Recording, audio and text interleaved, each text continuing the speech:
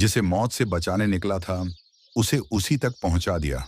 क्या सच में हम अपनी किस्मत से भाग सकते हैं, या फिर हम जितना उससे दूर भागते हैं उतना ही उसके करीब पहुंच जाते हैं? साथियों, आज की ये कहानी आपके सोचने का तरीका बदल देगी। ये कहानी है एक नन्ही सी चिड़िया की। दोस्तों, एक छोटी सी चिड़िया पेड़ की टहनी पर बैठी थी, लेकिन आज उसकी आंखों में शांति नहीं, बहुत गहरा डर था, क्योंकि उसने अपनी मौत को करीब से महसूस किया था। उसका दिल तेजी से धड़क रहा था। तभी आसमान से गुजरते हुए पक्षियों के राजा गरुड़ की नजर उस पर पड़ी।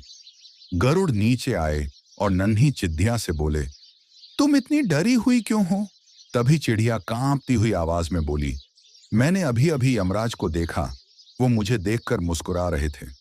मुझे लगता है आज मेरी मौत निश्चित है। ये बात सुनकर पक्षीराज गरुड़ का दिल पिघल गया। उन्होंने सोचा, जब तक मैं हूं, इस मासूम को कुछ नहीं होने दूंगा। उन्होंने नन्ही चिड़िया को अपने विशाल पंखों में उठाया और उड़ चले। पहाड़ों के पार, मीलों दूर एक घने जंगल में, दुनिया से बहुत दूर एक ऐसी जगह जहां कोई पहुंच भी नहीं सकता, गरुड़ ने उसे वहां छोड़ते हुए कहा, अब तुम सुरक्षित हो, यहां कोई नहीं आ सकता। चिड़िया ने राहत की सांस ली। उसे लगा वो मौत से बच गई, लेकिन उसको क्या पता था कि वह मौत के और नजदीक आ गई थी।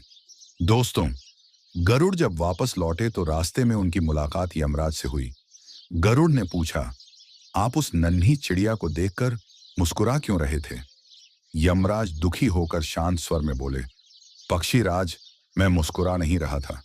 मैं तो हैरान था कि इस नन्ही चिड़िया की मृत्यु तो आज दूर पहाड़ों के बीच एक घने जंगल में सांप के काटने से होंगी, और वो यहां बैठी थी। मैं सोच रहा था वो इतनी दूर पहुंचेगी कैसे। ये सुनकर गरुड़ की आंखें नम हो गईं। वो बहुत दुखी हुए कि हे भगवान, ये मैंने क्या कर दिया। जिस जगह पर उसकी मृत्यु लिखी थी, मैंने खुद उसे वहां छोड़ दिया। साथियों, कभी कभी हम जिससे सबसे ज्यादा डरते हैं, हमारे कदम खुद ब खुद उसी की ओर बढ़ रहे होते हैं। हम सोचते हैं हम भाग रहे हैं, लेकिन सच ये है, हम उसी रास्ते पर चल रहे होते हैं जो पहले से तय है। क्योंकि समय से पहले और भाग्य से ज्यादा किसी को कुछ नहीं मिलता। आखिर मौत को स्वयं भगवान गरुड़ भी नहीं टाल पाए, क्योंकि मौत कब, किसको और कहां आनी है, ये सब ईश्वर के विधान में पहले से लिखा हुआ है। इसलिए दोस्तों, जो कुछ होना है वह होकर ही रहता है, उसे कोई नहीं टाल सकता। आपकी क्या राय है? कमेंट कीजिए, और अच्छी प्रेरणादायक कहानियों के लिए हमें फॉलो कीजिए, क्योंकि यहाँ मिलती हैं ऐसी कहानियां जो सिर्फ सुनी नहीं जाती, महसूस की जाती हैं। जय श्री राम।